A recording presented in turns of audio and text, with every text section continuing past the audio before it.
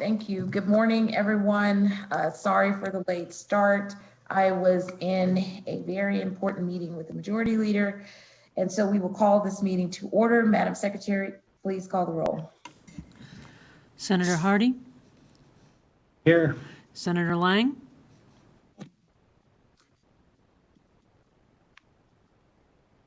Senator Neal? Here. Senator Pickard? Here. Senator Scheibel? Here. Senator Settlemeyer?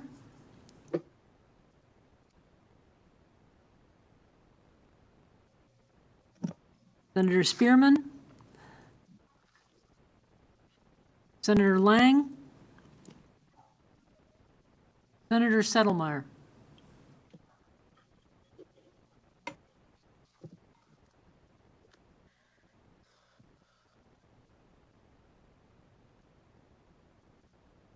Did he tell you? Senator Settlemeyer said he'll be right there. So, Madam Secretary, please, well, do we have a quorum? 1, 2, 3, 4. Scheibel's not on? She is. I'm here. Okay. So, so then we have a quorum, we have 4, right? So let's, as the other members come on, mark them present. But we need to go ahead and get started. I will open up the hearing on SB 290. Sorry for being late, Madam Chair. But Senator Lang, so she's on is Senator Lang here? Madam Chair, this is Joe Hardy. Mm-hmm. I gave a note yesterday to the chair to have Terry Reynolds and Brown, because of their appointments, if we could hear Okay. SB 335 first. All right. So I will open up, so I will not open up the hearing on SB 290. I will open up the hearing on SB 335 for Senator Hardy. Senator Hardy, you may present. Thank you, Madam Vice Chair. Joe Hardy for the record. I'm going to focus on the positive on SB 335. The rationale for why. So we need confidence in our medical care in the state of Nevada. We need to have faith in the physicians of every kind. We are grateful for the quality of care, and we need to have that gratitude. We need to have a commitment to serve. We, the caregivers, a commitment to serve and honor those who are sick or afflicted, have the ability to develop that self-sacrificing for the good of our neighbors. We need to elevate to new heights without having to fly to on Southwest to get quality care. We need to foster a culture of improvement and progression, showing integrity in requiring adherence to the standards of care, with a consistency and predictability and adherence to the law and open government by boards and healthcare practitioners. We have to be sure that we have fairness and discipline. We have to have the expectation of recruiting, training, and retaining new doctors, nurses, yes, even cosmetologists, pharmacists, and all healthcare providers. We should be able to refer with confidence to up and down the positions that are practitioners in this state. This is a process that we have to do together. We have to literally lift where we are and decide individually and collectively to make Nevada our medical home. This is actually the first step to a foundation of a commitment to have all of us care. With that, I would like to have the Director of Department of Business and Industry, Terry Reynolds, be able to report, followed by the Executive Director of the Governor's Office of Economic Development, Michael Brown, if that's okay with you, Madam Vice Chair. Yes, that's fine. Thank you, Chair Neal and members of The committee. Good morning. I am Terry Reynolds, Director of the Department of Business and Industry. I'm here to provide testimony in regard to SB 335 concerning occupational licensing boards. In 2018 and 2019, actually it goes back to 2017, the Executive Branch Audit Committee took a comprehensive look at occupational licensing boards and the oversight and controls of those entities. Then Director Manthe and I worked with the Audit Committee to provide an internal review of the 23 boards and commissions that the Department of Business and Industry oversees. I would like to start with a synopsis of the Audit Committee's findings and recommendations. The Executive Audit Committee recommended establishing executive branch oversight of Nevada's independent licensing boards under the Department of Business and Industry to provide the executive branch awareness, guidance, and review that is currently lacking and would enhance public and licensed confidence in board activities. Boards are subject to oversight by both the legislature and the executive branches according to the Office of Attorney General. Current oversight is exercised primarily by the legislative branch through the Sunset Subcommittee, review and approval of regulations by the Legislative Commission and other reporting requirements.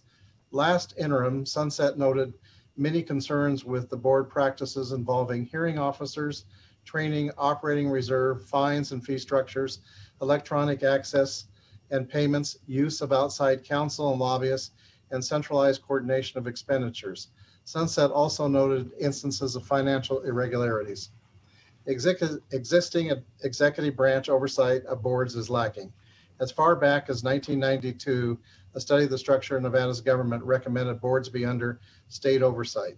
Boards are exempt from certain financial, personnel, and internal control statutes that govern the activities of other state agencies. The lack of executive branch oversight allows for inconsistent board practices that may not comply with state guidelines. Board members typically serve part-time and may not be experienced in the best operational practices, even though they are experienced in their profession. An over-reliance is placed on the executive director to ensure boards function properly. Executive directors serve at the pleasure of these boards and have limited operational support provided by the state. The Federal Trade Commission suggests that the actions of the boards compromised of active market participants may expose the state to antitrust liability. A state supervisor should be designated to provide active supervision. The supervisor may be an extension of the executive branch agency or official that oversees regulatory boards and who is not an active market participant. BNI is one of the largest, most complex executive departments with 23 regulatory bodies under its oversight umbrella and currently issues approximately 265,000 licenses.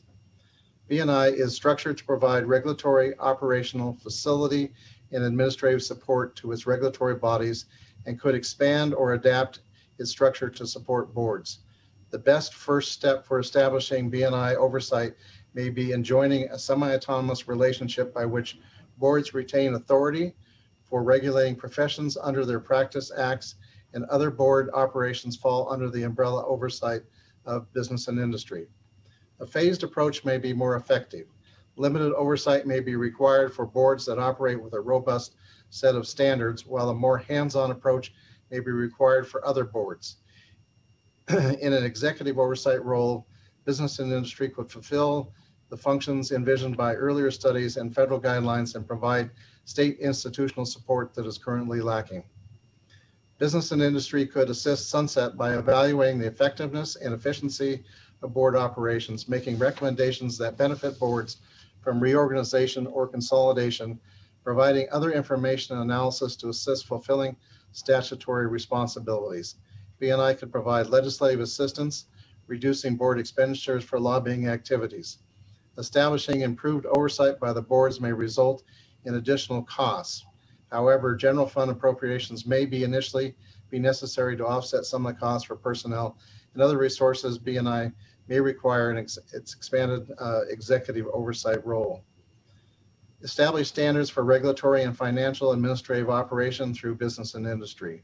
Establishing standards that business and industry will provide for executive branch awareness, guidance, and review of the boards and will enhance public and licensee confidence in board activities. Business and Industry has experience establishing standards for the 23 regulatory bodies under its oversight umbrella. By establishing standards, executive branch oversight of boards through Business and Industry will be improved by ensuring board practices are consistent and comply with statute and other statutory guidelines. In our first report, we noted several deficiencies in financial and administrative practices where setting standards could improve oversight. This audit identified additional areas of concern where setting standards could provide improved oversight by the executive branch, hearing officers, fees, fines, penalties, regulatory authority, administrative cost recovery, disciplinary reporting, board training, and records retention and public records request. As a follow-up to the audit board recommendations, the Department of Business and Industry has looked at several state occupational and professional licensing structures. 2 Western states stand out, Colorado and Utah. These 2 states have the function of occupational professional as well as division under the Department of Commerce or business regulation. Their occupational licensing structures is very similar to the structure of administration support within the Department of Business and Industry for licensing functions that we administer. With that, I'd like to turn it over to Michael Brown, Director of GOED.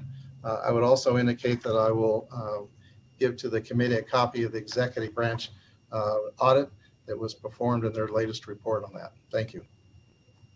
Thank you, Director Reynolds, Madam Chair, members of the committee. Following that report, I made a trip over to Utah to visit. I was then Director of Business and Industry, and I made a trip to Utah to visit with my counterpart, the Director of the Secretary of Department of Commerce in Utah, to learn more about their Division of Occupational Licensing. Their main office was located in Salt Lake City at about a 5 or 6 story building.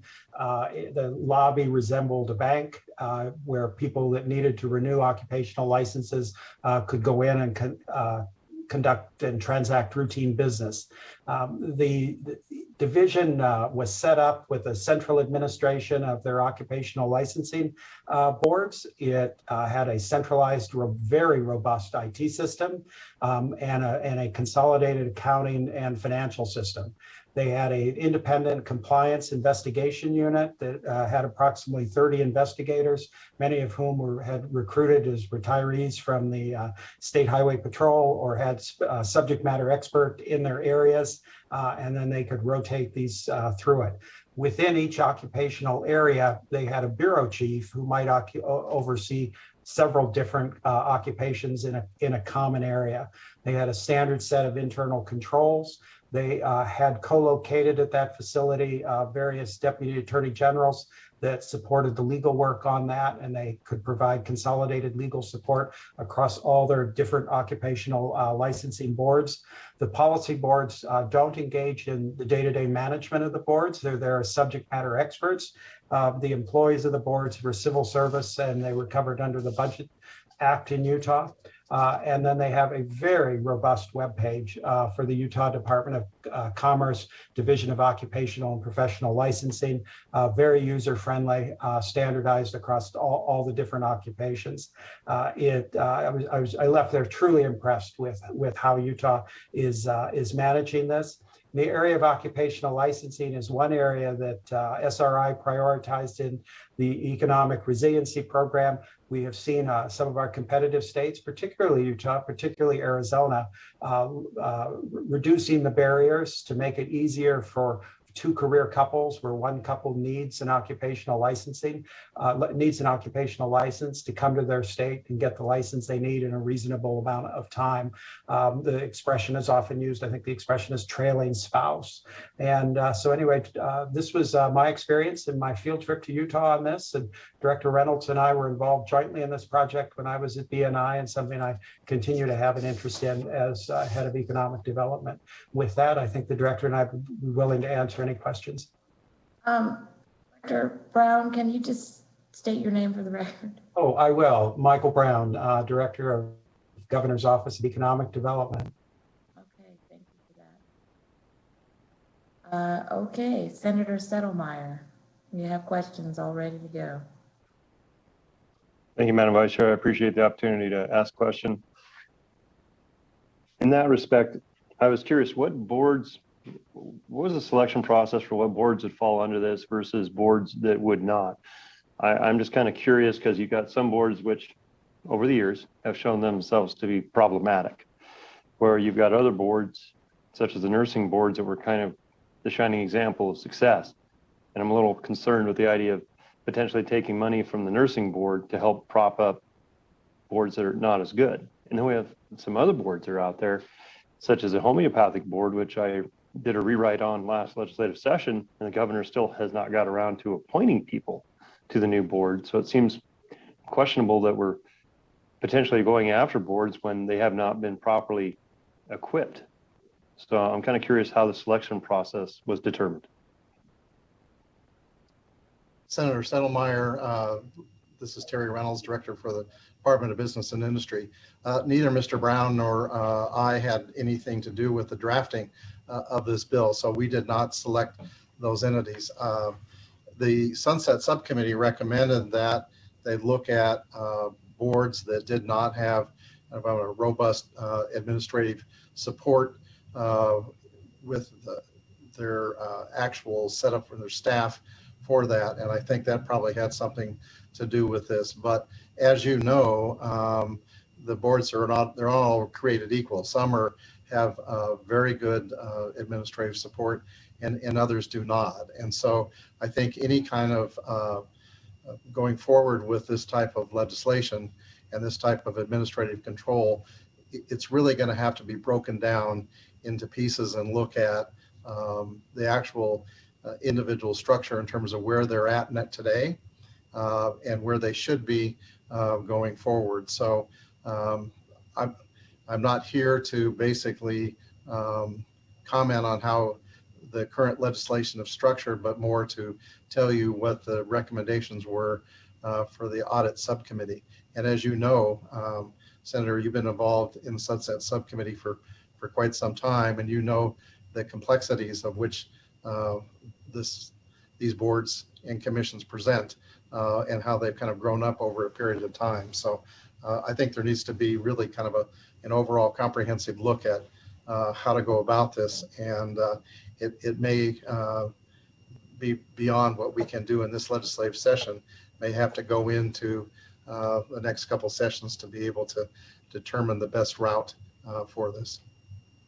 I appreciate that. In the past, some people have actually recommended maybe we create a penalty box and put the more problematic boards into the penalty box. And if they bring all their stuff together and resolve issues, that they then be allowed to get out of said penalty box. But I appreciate the explanation. Thank you for allowing me to ask the question, Madam Vice Chair. Okay, thank you for that. Senator Pickard. Thank you, Madam Vice Chair. First, by way of just background, I've been on the Sunset Subcommittee since I entered the legislature.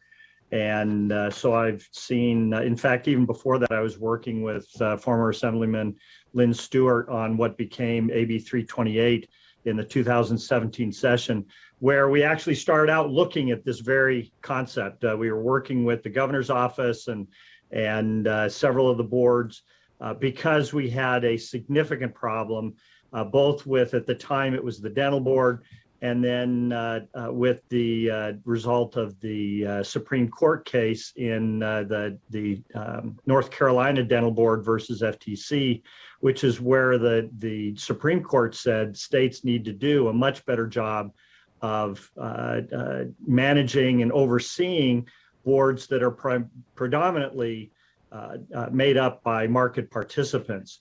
And so rather, it looked like it was too big a bite too quickly to set this organization up. But we did the same thing. We looked at other states, Utah, and Utah was primarily what we looked at, and we thought this was probably the direction to go. We just didn't think we could get there. So at the end of the day, 328 was about trying to standardize some of the hiring and support practices, limiting attorneys and executive directors so that they couldn't represent multiple boards all at the same time, and trying to address some of the procedural and structural problems that we had.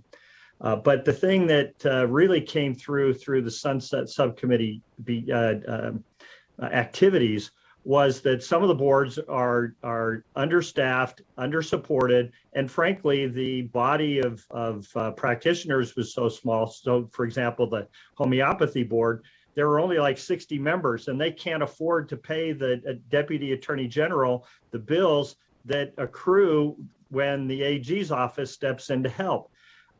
It just didn't make sense to have this regulatory structure over only a few people. And so we made the recommendation for the actions taken here. So with that as a backdrop, I just have two questions. Well, first, after looking at the thickness of the bill, I think we see why LCB was running behind. But first, why don't we apply this to all boards? Because streamlining the process and homogenizing the rules and procedures, I mean, that's a problem across all the boards. That's something that's been a recurring theme in every review that we've done at Sunset Subcommittee. Why not roll all of the boards underneath this structure? Senator Pickard, thank you for that type of question. And I'm going to also allow Director Brown to get involved in this. But one of the things I think that's important to realize is that right now, if you look at the comprehensive audit report, the statements about having consistent personnel, financial records, financial procedures, you know, it really encompasses the entire operation to be able to come under an umbrella for administrative control. But I don't like to really use administrative control in this point, because it's really setting up administrative procedures, legal procedures, administrative procedures to be able to look across the board at all of these entities. And so I think you're correct in terms of how that takes place. However, I will note, and as you probably know, there has been other states that have accepted out, for example, the contractors board or the medical board or certain boards that are under the same type of procedures, but they're accepted out in terms of having common administrative control. So there are some anomalies across the United States in terms of what happens, but generally we have allowed these boards to develop and have their own types of operations and controls and administrative procedures.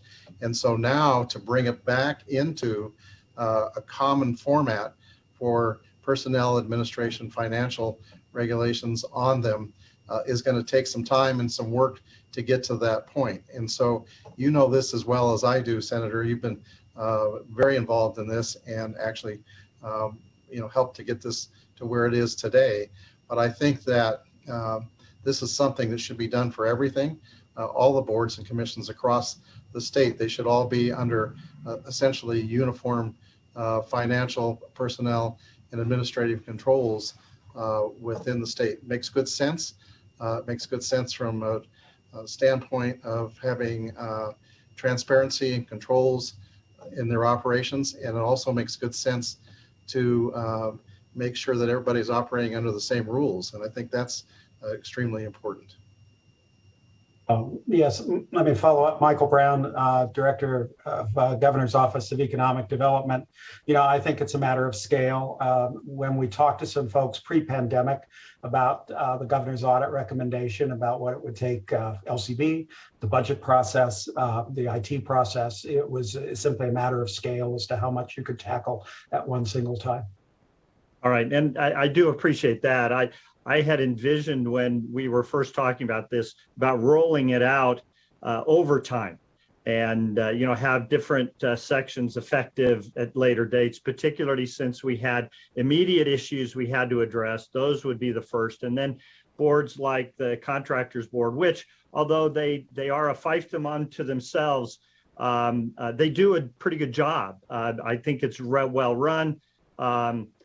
But you know, when we deal, particularly when the lobbyists come up and not just the Contractors Board, but a few other boards, they feel pretty empowered to tell us what we should be doing, not the other way around.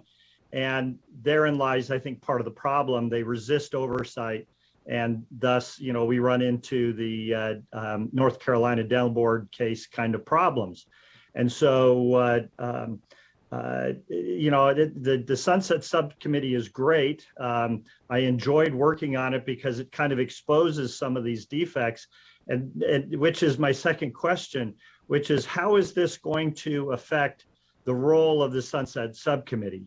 Because I think that legislative oversight needs to remain in place, but it's empowered to review the boards as the oversight for the state. How would you envision the Sunset Subcommittee maintaining its position as overseeing boards under this structure? Senator Pickard, this is Director Reynolds for the record. I think there's actually a very robust role for the Sunset Subcommittee. You're going to be reviewing, as you do, audits continuing on of these boards. There's going to be ongoing audits because there's multiple boards, and so there's going to be continual audits over of the boards. There's also going to be review of regulations and procedures that these boards have over time, so that there is consistency across the different boards and commissions that you will be aware of and be instrumental in making sure that those are consistent with the operational procedures that you would like to see. So I think that the Sunset Subcommittee will still have a very active role over time as you do more of a watchdog in terms of looking at the audits, looking at regulations, looking at the procedures that are engaged by these occupational licensing boards.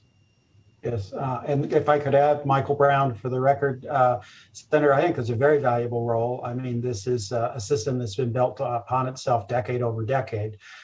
It would be useful, I believe, for that committee to consult with its colleagues in Utah and Colorado and see what their experience is, and perhaps also do a field trip to see how they're organized there, because there are nuances to this. The contractors board in Utah has a very different function than the contractors board in Nevada. And one regulates the plumber, one regulates the company. And so there are nuances there that would need to be considered carefully. And I appreciate that, having had licenses in both states. I get that. Well, and I appreciate that. I think probably the thing that excites me the most, and I don't want to jinx the bill by talking too much about it from my own perspective, but one of the things I noticed in Senator Hardy's amendment was to delete the section on the barber board. Not that I'm after the barber board, but one thing that we learned in the last round of the Sunset Subcommittee was that the barber board is using antiquated systems, and they're so small that they were having a hard time keeping up. And this would have fixed that problem. It would have allowed them to have current technology support at the participant level, so that they could walk into a place and get their testing done and turn in their papers, instead of waiting in someone's barber shop until the board member that was responsible to administer the test finished doing somebody's hair. I mean, it was evident that they were just too small and underfunded to be able to really do a current day modernized review and licensing system that this bill will fix. But in any event, I probably said more than I need to. I have some other questions. I don't want to monopolize the time, so I'll take those offline. But thank you, Madam Vice Chair, for allowing me the opportunity to ask questions. Okay, thank you for that. Members, any other questions? So I have some questions. So I'm going to take two sections together because I think they kind of speak to each other. So in section 10, the division, which is now this created division, when you're talking about determine the manner in which applications or licenses are submitted, is there a discussion about reformatting this, the applications that the existing boards have? Because when I looked at section 90, and that's why I said I was taking two sections together, this seems to talk about how the division determines what the application, that an application is sufficient. And so I'm wondering, what is the reorganization that is being considered in terms of the existing work applications and licensing forms that have already been created by these bodies? That's my first question.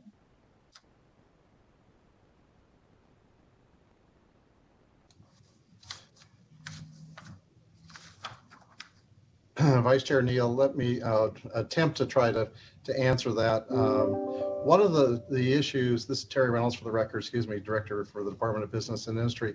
One of the issues is to really try to standardize the format for applications for licensing, so that they can use common platforms for IT platforms and be able to have these online, so they can be filled out online, and the boards has common information in terms of updated information that is consistent with the with current law in terms of what can be asked, background information, et cetera. So part of that is to structure the occupational licensing applications similar to what is happening now. And frankly, right now, they're all different. They're all non-similar from an aspect of each one has their own type of application. And some of those are very sophisticated, current, and others are not. So I think that the ability was to be able to have a common platform for those. And so that's part of that. I will tell you that in talking, Mr. Brown and I went through and talked to, at that time, Legislative Counsel Brenda Erdos, now Director of Legislative Counsel.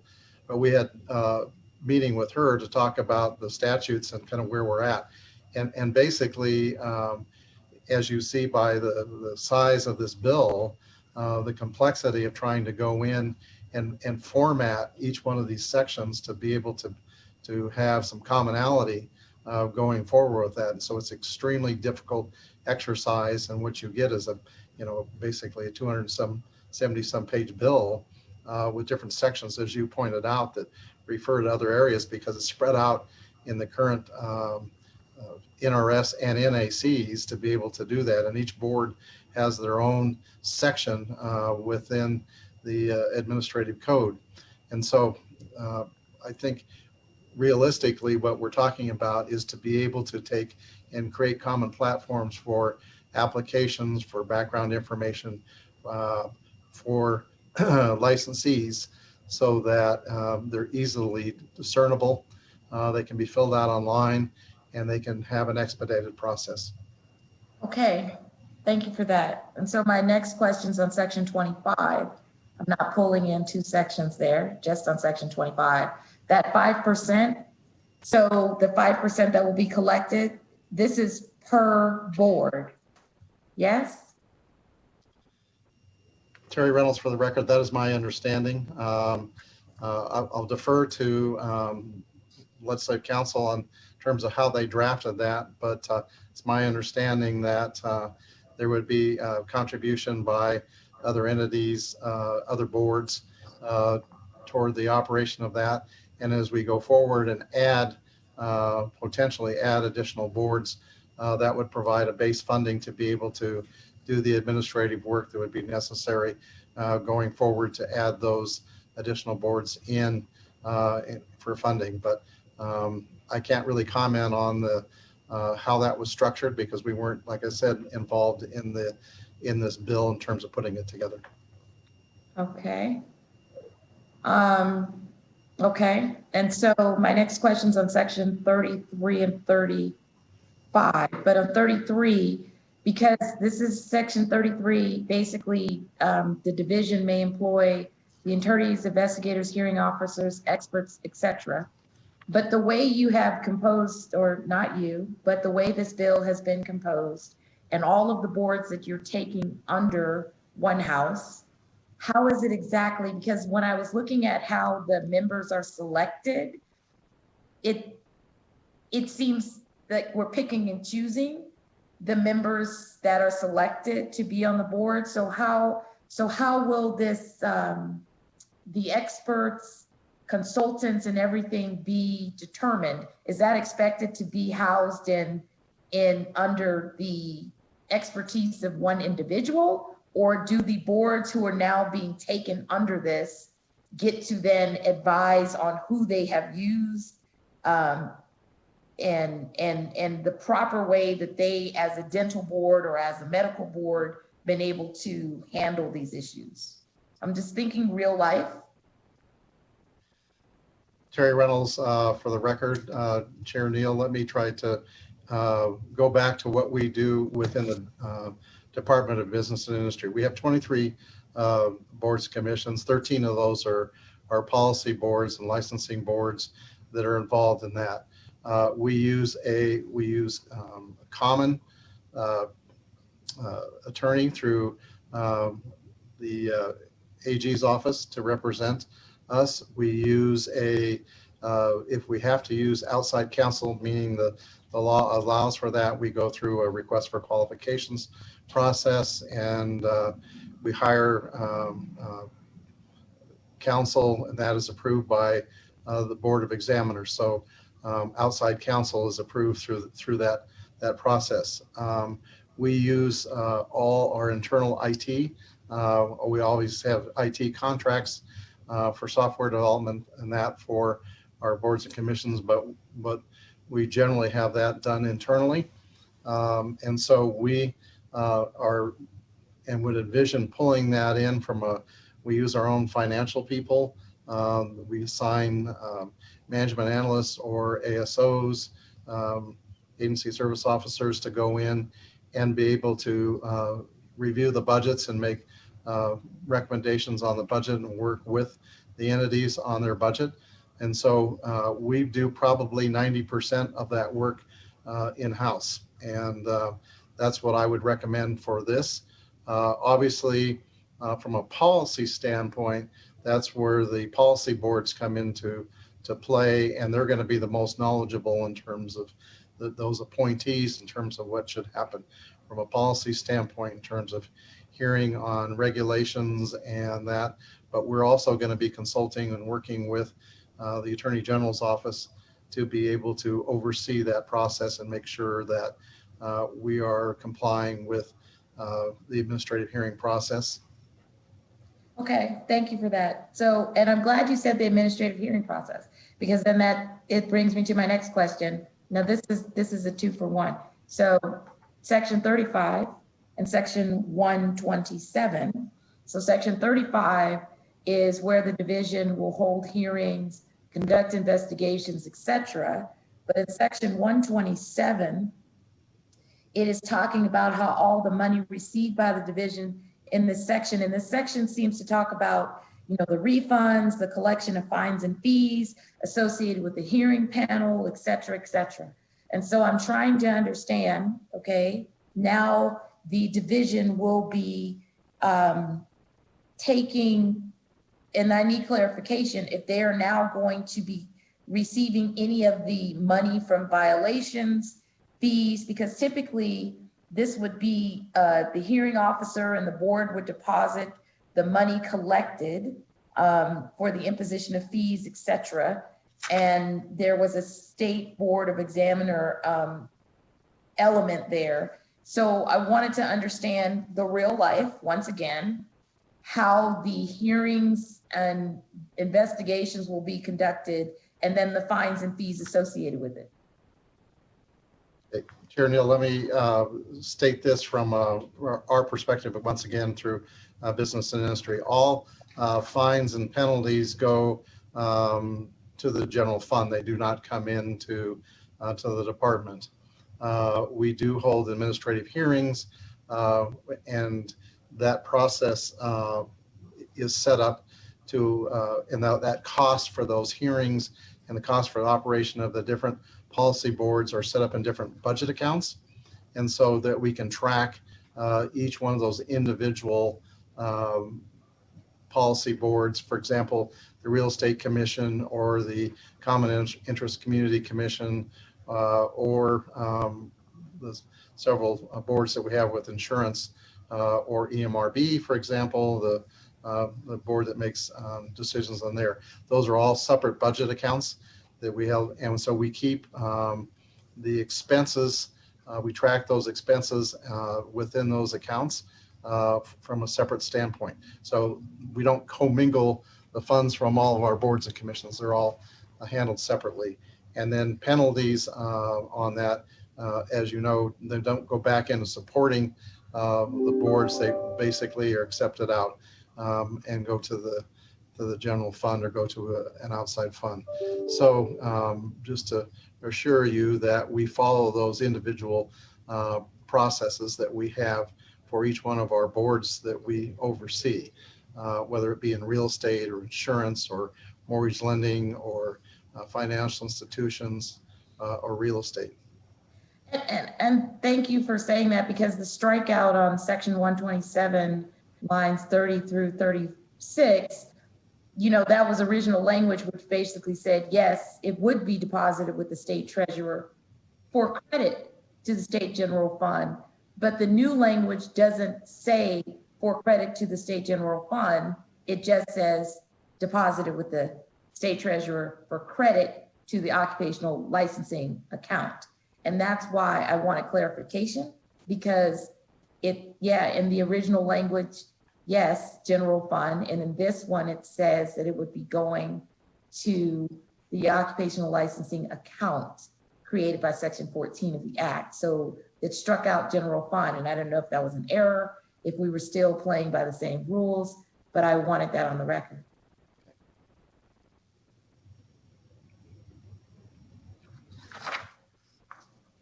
Okay, so my last question on section 87, where the strikeout in the provision is dealing with the salaries that the members of the boards collect.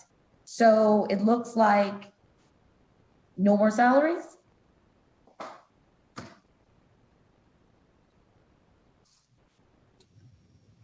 Once again, we didn't draft the language, so I don't know, but generally what we do for our board members is they have a per diem rate, and they are paid for by the meetings that they have, and that is consistent across the all of our boards and commissions within business and industry.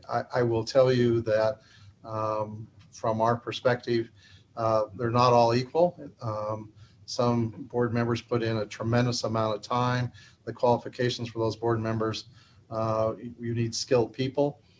And so we really need to take a comprehensive look at the rates that we pay the board members for their time on the committee. So, but I know what Utah does is basically they have a standardized approach in terms of what they pay their board and commission members for the occupational licensing boards, and most states have that. It's based on basically a per diem rate when they're in meetings and the time that they spend preparing for the meetings, for the hearings that they have, and that's how they're paid. So, but I think we need to take an overall look at that and to be consistent with where it should be to be able to get good practitioners to be able to have their time for concerning these policy actions. Okay, so our legal counsel, Mr. Keene, wants to comment on the 5% and section 127. Mr. Keene? Thank you, Vice Chair Neal. For the record, Will Keene, Committee Counsel. With regard to the 5%, the healthcare related boards, such as the Board of Medical Examiners, will be paying, under this bill, will be paying 5% of their incoming fees into the newly created occupational licensing account. And that's not all the boards, just the healthcare related ones, such as the Board of Medical Examiners. And with regard to section 127, that deals with the dental board, and perhaps a broader statement would be for the boards that are being abolished, the boards are actually being abolished. That's why, for example, there's not any salaries being paid to the board members because the boards are being abolished. There won't be any board members. And as for those chapters, such as chapter 631 regarding the dental board, the way the bill was drafted was to have the newly created divisions step into the shoes of those existing boards. So for 127, board is being deleted, the division is being put in, and the money will go to the newly created occupational licensing account to the extent it would have gone into the board's bank account. There's the nuance that in some cases when boards find or assessed fines against individual licensees or other people, the money had to go to the general fund depending on how they went about structuring their proceedings. But for the most part, the boards have created proceedings where their fines would go back into the various individual accounts of the boards. Here, in 127, the money would go into the new occupational licensing account because the division is essentially acting as the dental board under this section. Thank you. Mr. Keen, since the ones that are being abolished, they go away, I'm assuming their building goes away and whatever is associated. Is there any bonding or anything that was associated with these boards that we have to be worried about in terms of, because they've been around for a while, where maybe they bonded for their building, or is that an issue? Is that out there lingering somewhere? Once again, for the record, Will Keene, Community Counsel. For the boards that are being abolished, the division is simply stepping into the shoes of the boards. So the obligations of those boards will be taken on by the division.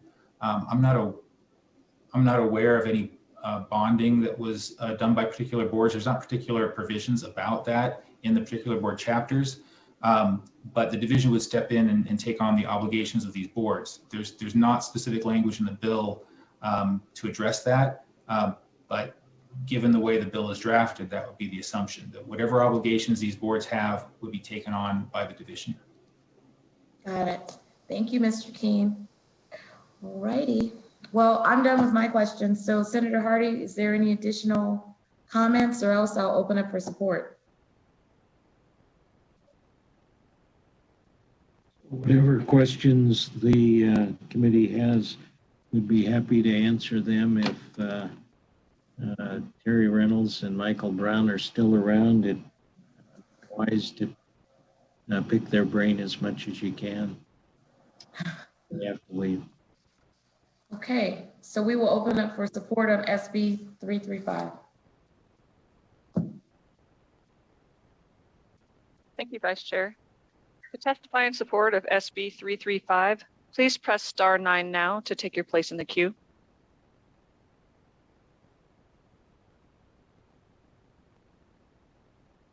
Caller with the last three digits of 347. Please slowly spell and state your name for the record. You have 3 minutes and may begin. Hello, my name is Sharonda, also be Sam, H-E-R-O-N-D as in dog A. Last name Strider, Saraga, S as in Sam, T as in Tom, R-I-D as in dog, P-R, hyphen, B as in boy, A-R-R-A, Z as in zebra, A. I am calling in to support of the SB 335, excuse me. I'm also a dentist here in Las Vegas, Nevada, and I am a delegate for the Nevada Dental Association, and we are calling in support for the bill, but with reservations. And we do look forward to working with Senator Hardy on the amendments of the bill. We do support dentists overseeing dental licensure. Thank you.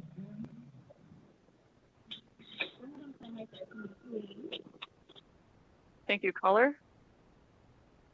Caller with the last three digits of 602. Please slowly spell and state your name for the record. You have 3 minutes and may begin. Good morning, honorable members of Senate Commerce, Vice Chair Neal. This is Eddie Ableser, EDDIEABLESER, calling on behalf of the Nevada Dental Association. This morning, we are pleased to support Senate Bill 335 by Senator Hardy and the work that's been done by Mr. Reynolds and Mr. Brown on occupational licensing reform. As many members of this committee are aware, the Nevada Dental Licensing Board has had a history fraught with controversy and abuses, and the Nevada Dental Association stands with the efforts to change and reform boards across the state. We do have some questions and concerns that we have priorly offered to the sponsor and look forward to continually engaging with him on possible amendments that might clarify specifically industry focused overview and involvement in the development of licensing and discipline. We thank you for your time this morning and appreciate your attention to this matter. Thank you, caller. Caller with the last three digits of 021. Please slowly spell and state your name for the record. You have 3 minutes and may begin. Good morning, Madam Chair, Vice Chair Neal, and members of the Committee on Commerce and Labor. For the record, this is Brian Loff, B-R-I-A-N-L-A-U-F as in Frank. I'm here testifying in support of Senate Bill 335 as the president of the Nevada Academy of PAs. For a little background information on myself, for members who do not know me, I completed a doctorate of medical science from the University of Lynchburg. I am the founding director of the PA program at the University of Nevada, Reno School of Medicine, where I teach and continue practicing medicine as a PA. I have been practicing medicine in Nevada for 24 years. NAPA's goal is to improve access to quality healthcare in the state of Nevada and give a voice to the PA profession through education and advocacy. With over 1,200 PAs working in every facet of the state's healthcare industry, we are committed to delivering high-quality healthcare to all Nevadans. PAs undergo rigorous training at the graduate level to include, on average, 126 credit hours, 2,000 plus clinical hours in multiple medical and surgical disciplines, and must pass a national certification exam in order to receive a license. To maintain our license, we must complete over 40 hours of continuing medical education every 2 years on top of staying up to date on medical innovations and best practices. To maintain our national certification, we must complete 100 hours of continuing medical education every 2 years and pass an exam every 10 years. PAs are medical providers who are able to diagnose and treat illness, prescribe medications, and much more. We believe that PAs should be leaders of the medical field and part of the conversation to better Nevada's healthcare system at the state level.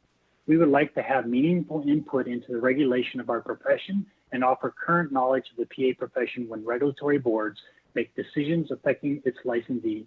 In a rapidly growing field, we believe that adding a PA to regulatory bodies is essential to increasing healthcare access and quality.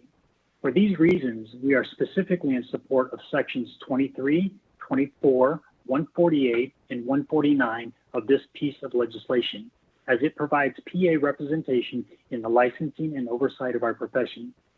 We would like to conclude our remarks by thanking Senator Hardy for bringing this legislation forward and continuing his work to progress the healthcare system in the state.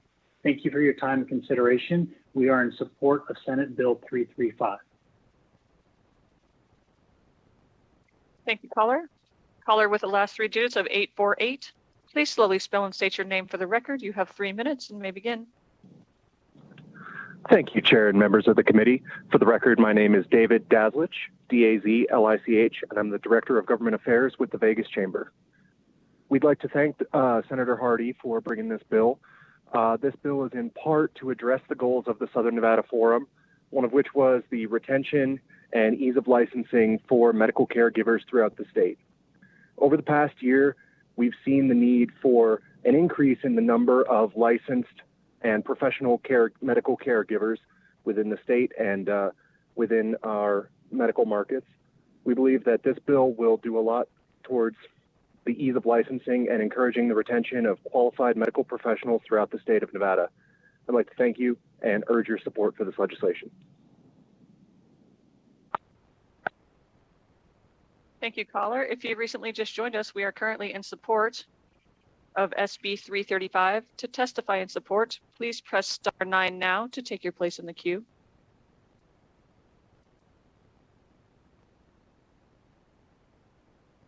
Caller with the last 3 digits of 312, please slowly spell and state your name for the record.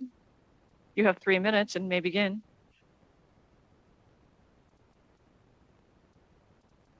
Caller with the last 3 digits of 312, please press star 6 now to unmute yourself. Thank you. Please continue. Hi, my name is Justin Micatrotto for the record, last name Micatrotto, in support of 335, minus the amendment this morning that excluded the barber board. My name is Justin Micatrotto, and I'm the franchise partner of Floyd's 99 Cuts and Colors. We opened our first location on June 1st in the midst of the pandemic and demonstrations because the state allowed us, and more importantly, I had good people ready to work. What we were unable to do was open under the same name as our franchise partner, Floyd's 99 Barbershop. This was due specifically to the barriers to entry placed by the barber board, specifically prohibiting barbers and cosmetologists from working side by side. For too long, the state, aspiring cosmetologists and barbers are held to the difficulties laid in place by the barber board, and their antiquated practices don't deal with safety and sanitation, namely a wall and separate business licenses. This is not a change in what makes a barber, but rather to be like 48 other states in this country, allowing the practice of barbering and cosmetology side by side. I repeat, 48 other states, including our neighbors, as it was pointed out, in all directions, many of which we know are moving to Nevada in droves. The simple existence of a separate barber board makes this dynamic impossible. From the perspective of Floyd's, if this bill isn't passed, we will likely not be able to provide a place for 5 to 10 barbers per shops in the shops we do open. I have plans and leases in hand for 15 to 20 current shops. Developers are starved for new tenants, and if the choice is to build a wall, obtain a separate license, and adhere to the scheduling restrictions placed by this board simply to justify their existence, the choice is easy. I'll continue to be a salon operator with the cosmetology board overseeing us, and 150 to 200 barbers will have to find another place to work. That's about 15% of the current license holders in our state. In my previous profession as a franchise operator of Raising Cane's Chicken Fingers, I know all too well the value of safety and sanitation, of licensing and regular oversight from the health department and other agencies. We worked hand in hand for 15 years to ensure standards and practices to keep our guests safe, employing over 1,500 Nevadans north and south. As was pointed out, the barber board in our state is antiquated. There's no reliable computer-based system, no ability to comprehensively inspect all shops like the health department or cosmetology board, and it serves in direct conflict since it runs out of an active barbershop that has the ability to approve and deny licenses.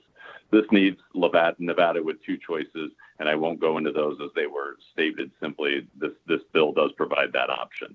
But more importantly, we would be like 48 other states that have chosen to do so.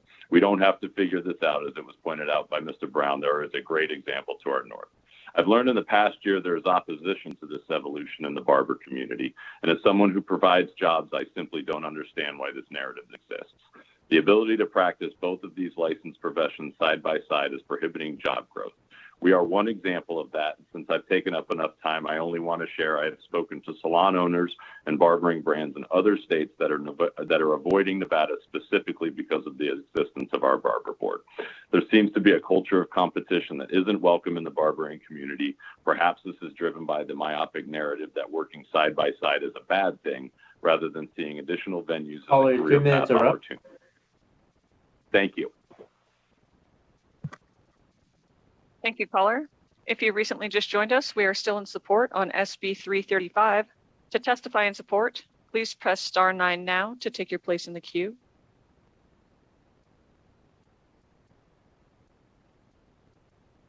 Caller with the last 3 digits of 755, please slowly spell and state your name for the record. You have 3 minutes and may begin.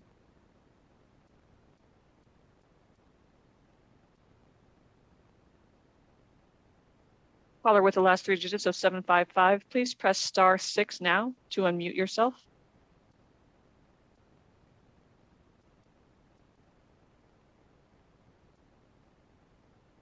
Moving on to the next caller.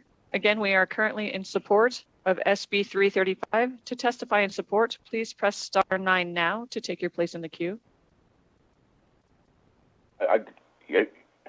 Am I being heard? Yes, caller with the last three digits of 755. Please slowly spell and state your name for the record.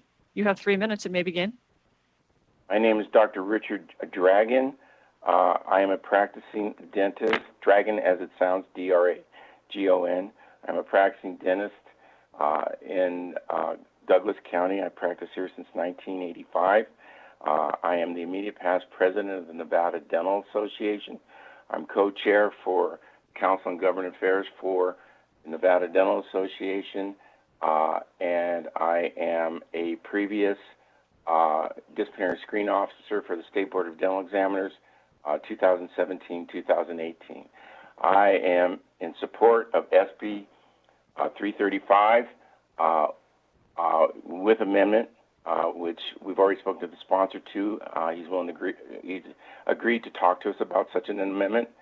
And with the current state of our existing board, the previous board, the overreaching, the inability to get regulations written, and the having lack of understanding for the regulatory process as it pertains to statute has become a major issue, as well as not understanding what it means to stay in their lane. Having professional oversight such as the division would benefit the dentists of the state of Nevada, and in that regard, we're in. So something has to change for our board. It is not being run efficiently, fairly, or, like I said, within their lane. Thank you. Thank you, caller. Broadcast. I forgot to say something. So trying to follow Senator Spearman's rules, she wanted 15 minutes for each side, and we have time for one more caller for support, and then I need to move to opposition. Okay, thank you, Vice Chair. If you've recently just joined us and you would like to testify in support of SB 335, please press *9 now to take your place in the queue.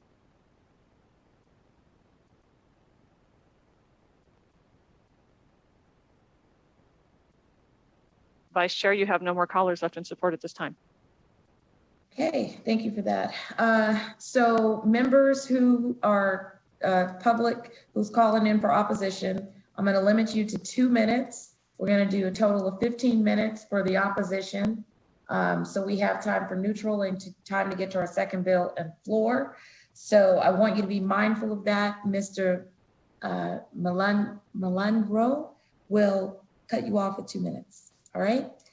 Thank you. Thank you, Vice Chair. To testify in opposition of SB 335, please press *9 now to take your place in the queue. Caller with the last 3 digits of 436. Please slowly spell and state your name for the record. You have 2 minutes and may begin. My name is Nancy Jones, NancyJones. And I am in opposition to this bill. It sounds like there are dentists and PAs and barbers for whom it would serve to have this happen, but I choose to use homeopathic physicians and Oriental medicine practitioners, and I have spoken with them, and from my own family's experience, it would not serve us or those industries to be put into a centralized board. I also am opposed to this from the stance of further centralizing bureaucracy. I have had the experience that when you centralize things and when you make it more power in the hands of people who aren't elected and are not as directly accountable to the people that they serve, either because they're businesses that serve people or they are elected officials, that you have less transparency and less accountability. And I would like to see the government decentralize power and allow industries to regulate themselves. And we need the support from the governor to fix what's going wrong in the homeopathy board and not to simply lump it in together with dentists and barbers and PAs and other forms of medicine that have nothing to do with homeopathy. So those are my comments. Thank you. Thank you, caller. Caller with the last 3 digits of 700, please slowly spell and state your name for the record. You have 2 minutes and may begin. Good morning, Madam Vice Chair, members of the Committee on Commerce and Labor. My name is Brian Wachter, BryanWachter. I serve as the Senior Vice President of the Retail Association in Nevada. We are opposed to this legislation. We do represent several different industries that are regulated by these types of boards. We have grave concerns regarding the financing. A lot of these boards are paid for by fees directly from those professionals. And so we have questions in regards to how those funds would be commingled. We look forward to working with the sponsor, and at the moment we urge you to vote no on this legislation. Thank you, caller. Caller with the last three digits of 859. Please slowly spell and state your name for the record. You have 2 minutes and may begin. Good morning. This is Janine Hansen, JANINEHANSEN. I'm the state president of Nevada Families for Freedom. Good morning. We like the object of SB 335 to reduce and consolidate government boards and improve standards, but we have a real concern that if the homeopathy board is placed under the new board, it will soon disappear like the naturopathic board did previously. This is because there is a natural antagonism between allopathic or modern medicine and other more traditional forms of medicine like homeopathy. The governor was charged with appointing board members to the homeopathy board. However, for unknown reasons, he has refused to do so. He has received a dozen applications for the board. Medical choice is a critical freedom, and we need you to protect our medical choices by protecting the homeopathic board. Homeopathic medicine has been significant in maintaining my personal and my family's health. Please ensure that if the homeopathic board is placed under this new board, that it will maintain credentialing and discipline over their own licensees by licensees. Otherwise, please keep the homeopathic board as a separate entity. We appreciate you addressing these concerns. Thank you very much. Thank you, caller. Caller with the last three digits of 373. Please slowly spell and state your name for the record. You have 2 minutes and may begin. Yeah, good morning. My name is Bob Russo, and I'm just going to keep this simple. I do have some concerns about this bill that it will undermine the homeopathic industry and potentially reduce the quality of service that people get. Like Janine, I'm also a recipient of homeopathic and integrative medicinal services. They have benefited my life tremendously, and I believe that it would be in the best interest of homeopathy to keep the homeopathic board separate from this division. Thank you very much. Thank you, caller. Caller with the last three digits of 570. Please slowly spell and state your name for the record. You have 2 minutes and may begin. Good morning, Vice Chair Neal and members of the Commerce and Labor Committee. My name is Leah Case, Leacase. I am testifying on behalf of the Nevada State Board of Occupational Therapy. Licensees are regulated under NRS 640A. The board has specific concerns about 5 sections of SB 335. Sections 12 and 13 are duplicative of the existing work that is done by the Sunset Subcommittee to justify the continuation, consolidation, or abolishment of boards. These reviews have been conducted every interim since 2011. Boards are also subject to annual or biennial financial audits at their expense, as well as special audits as requested by the executive branch and by legislative directive. Healthcare licensing boards are subject to regulations under Section 15 regarding the creation, retention, and public disclosure of records. Laws about these topics already exist in NRS 239, Public Records, and NRS 241, Open Meeting Law. It is unclear why these are not sufficient, and further clarification is needed for healthcare boards only. Section 190 requires the Board of Occupational Therapy to comply with these regulations. Section 191, sorry, too hungry. Section 191 requires the Board of Occupational Therapy to take 5% of fees. I will submit the rest of my comments in writing to the committee. Thank you, Madam Vice Chair. Thank you, caller. Caller with the last three digits of 355. Please slowly spell and state your name for the record. You have 2 minutes and may begin. Good morning, Madam Vice Chair and members of the committee. My name is Gary Landry, G-A-R-Y-L-A-N-D-R-Y. I serve as the Executive Director of the Nevada State Board of Cosmetology. My testimony is directed to Sections 12 and 13 of SB 335. Section 12 allows the newly created Division of Occupational Licensing to review the activities of any Title 54 board by inspecting and reviewing records, reports, and documents as requested. And Section 13 allows the division to develop recommendations to the legislature regarding the abolishment of any Title 54 board and measures to improve and standardize the procedures for issuing licenses. My concern is regarding the overlap between these sections and the responsibility and work of the Sunset Subcommittee of the Legislative Commission. The Cosmetology Board has been reviewed by the subcommittee twice since this group was formed, and in both instances, the recommendation was that the board continue its operation. Our board has also been subject to audits by the Executive Branch Audit Committee, as have other boards. The oversight of our operations has been extensive and thorough, and we do not understand why another level is necessary, and it is for this reason that we oppose Senate Bill 335. Thank you. Thank you, caller. Caller with the last three digits of 185. Please slowly spell and state your name for the record. You have 2 minutes and may begin. Good morning. My name is Dr. Lisa Grant. I am the Secretary Treasurer of the Nevada Board of Oriental Medicine, and I have been a licensed practitioner in Nevada since 2009. The 1973 regulation that established Oriental medicine as a regulated profession recognized that Oriental medicine doctors were on par with allopathic doctors. It wanted to ensure that Oriental medicine was recognized as a legal, legitimate, and effective medical profession with unique modalities and treatments.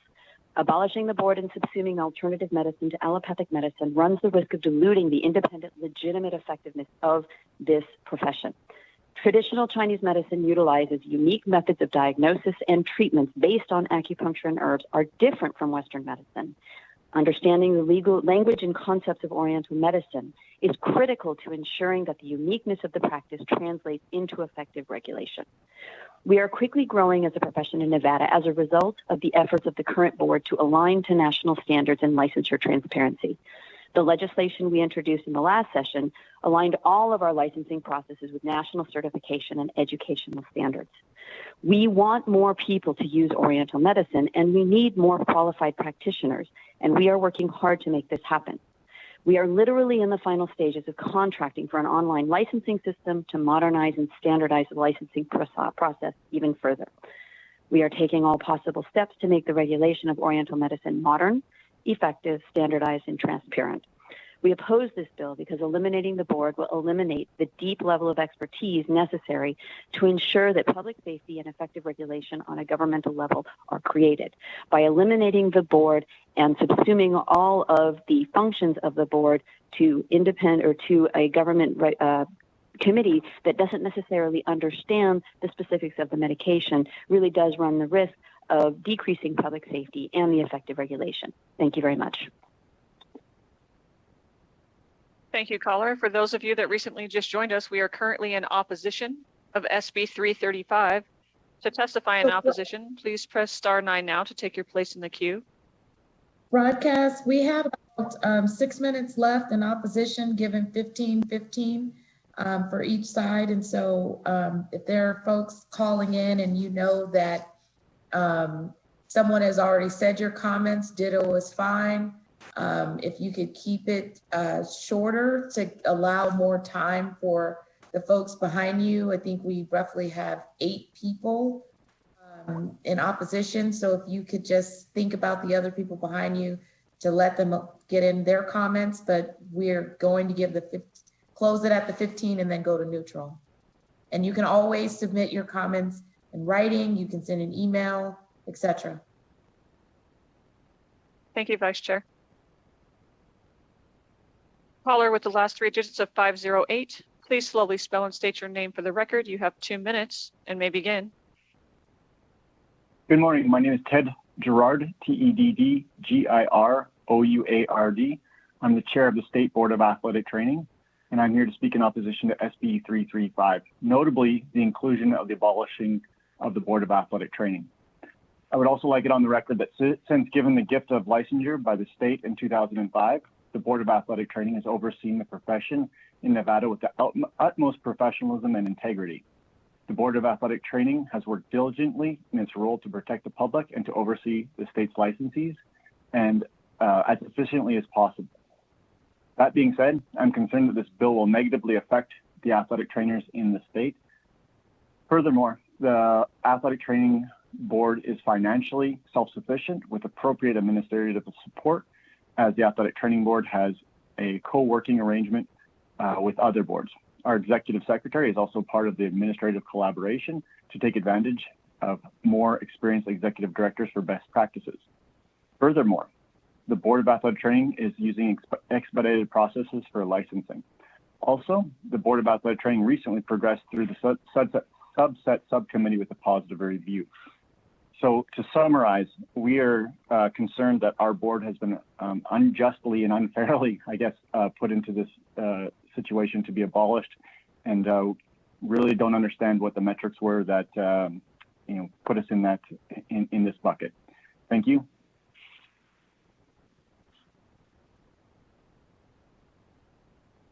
Thank you, caller. Caller with the last 3 digits of 090. Please slowly spell and state your name for the record. You have 2 minutes and may begin. Good morning, Madam Vice Chair and members of the committee. For the record, Chelsea Capurro, CHELSEA-CAPURRO, here on behalf of the Nevada State Board of Oriental Medicine. We're here today in opposition to this bill. Prior to the release, we weren't included in any conversations about what a consolidation or elimination of our board might look like, not only for our licensees, but most importantly, what this would look like for the safety of the public. While we understand the intent of this bill, we cannot support something that has not taken all the stakeholders it is affecting into account. I'll be brief because a lot of points have already been made, but I will just say the Board of Oriental Medicine has come a long way in ensuring public safety and improving standards for our profession, as well as, and we continue to update the statutes and regulations to ensure that professional standards are maintained. We appreciate the purpose of this, but want to make sure that we are taking a complete look at this and part of the solution. Our opposition is not related to the intent of this bill, but the way it is structured. We would have appreciated being included in this vital conversation. At this time, we are unable to support this legislation. Thank you, so caller. we have 2 minutes left, so we have time for one or two callers, as long as it's going to be, I'm in opposition. Caller with the last 3 digits of 882. Please slowly spell and state your name for the record. You have 2 minutes and may begin. My name is Merle Locke, MERLELOK, and I'm the Executive Director for the Board of Oriental Medicine. I've held this position for approximately the last 5 years. Since that time, I've seen our licensees grow from 56 to a high of 87, while maintaining our high educational standards with national board certifications. We expect to welcome 3 more new licensees after the state exam at our next April board meeting. Since I've been the executive director, I've had to rely on the expertise of our board members, which consist of 4 licensees, a member from the Wangwu University of Oriental Medicine, which is Nevada's only Oriental medical school, as well as a public member. They constantly review and update our statutes and regulations to make sure contemporary issues involving Oriental medicine education, and public safety are being addressed. We oppose this bill because this expertise and deep understanding of our licensees and the practice is vital to make sure that the public stays safe. It does not make sense to combine these boards. While some may think that Oriental medicine doctors are a small group of licensees, and it may be more efficient if we were part of a generalized occupational licensing division, we strongly disagree. The Board of Oriental Medicine needs to appear independent with the ability to meet the special ongoing challenges that appear. Issues we face range from working with applicants from Oriental medical schools before there was an accreditation board to understanding the need for an endorsement for advanced techniques such as herbal acupuncture trigger point injections, which we have recently codified. We believe that it is in Nevada's best interest to keep our board independent, as it has the unique ability to ensure highly qualified licensees for public safety and working with prospective applicants to ensure that Nevada has an ever-growing number of licensees to serve the population. Additionally, we are self-funded with reserves of over 25 months, and we are fiscally responsible and do not rely on state funding. There is no reason for us to be consolidated along with Caller, your 2 minutes are up. the other boards mentioned in this bill. Thank you. Thank you. And so that has to be our last caller for opposition. I understand and appreciate everyone's passion. Occupational licensing board always brings out some level of passion. And I would suggest that you send in your written testimony to the committee and also reach out to the sponsor of the bill to work out, if he's willing, any additional comments or amendments. So I will move to neutral for SB 335. Thank you, Vice Chair. To testify neutral on SB 335, please press *9 now to take your place in the queue. Caller with the last 3 digits of 424, please slowly spell and state your name for the record. You have 2 minutes and may begin. Good morning, Vice Chair Neal and members of the committee. I'm Alex Kanita with the law firm Lewis Roca on behalf of the Nevada Dental Board. We want to thank Senator Hardy for meeting with us and for this debate. While the Board of Dental Examiners has not yet taken an official position on this bill, we do have general concerns about such a concept. We understand that this bill is an attempt to find better methods in which to operate occupational boards and commissions. However, most states don't include medical and health-related boards in hybrid models as contemplated by this bill. The expertise our doctors, dentists, and other members have in those fields cannot be replaced by the layperson. A study comparing the different models in various states should be a top priority to determine what works and what does not. I certainly don't have the expertise to decide whether or not other boards should be included or excluded. However, for public safety reasons, it may be prudent for this committee to remove the dental board and other medical and health-related boards while the issue is studied. Thank you. Thank you, caller. Caller with the last 3 digits of 636, please slowly spell and state your name for the record. You have 2 minutes and may begin.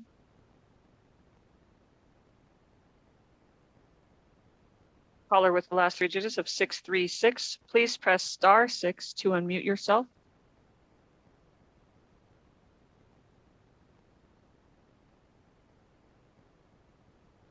Moving on to the next caller. Caller with the last 3 digits of 900, please slowly spell and state your name for the record. You have 2 minutes and may begin.